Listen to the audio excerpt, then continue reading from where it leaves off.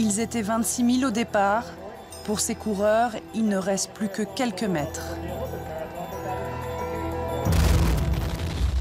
Soudain, une violente déflagration part des tribunes.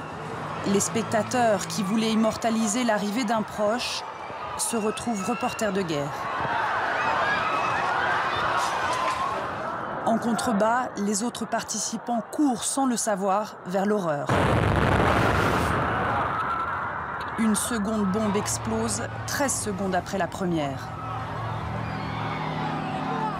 La fumée dissipée, on découvre une mare de sang, un enchevêtrement de barrières. Les premiers secours sont donnés à même le sol. L'Amérique vient de vivre le pire attentat sur son territoire depuis le 11 septembre.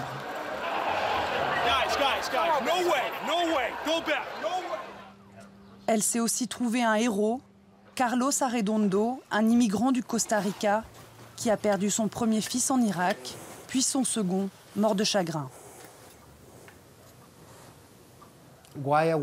Pourquoi j'étais là? J'étais sur la ligne d'arrivée parce que les gens étaient là pour mes fils. Ils couraient en leur mémoire. Et ma femme et moi, nous étions très heureux qu'on honore la mémoire de nos enfants.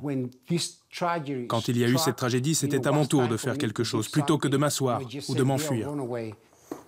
Depuis lundi, Arredondo est connu comme l'homme au chapeau de cow-boy, un Samaritain devenu la coqueluche des médias. Je voyais partout des corps, des plaies ouvertes, des membres manquants ou fracturés. Je me suis penché pour aider un jeune homme, Jeff, qui avait perdu ses 2 jambes. Il saignait énormément et j'ai fait en sorte de le rassurer et surtout l'empêcher de voir qu'il était amputé.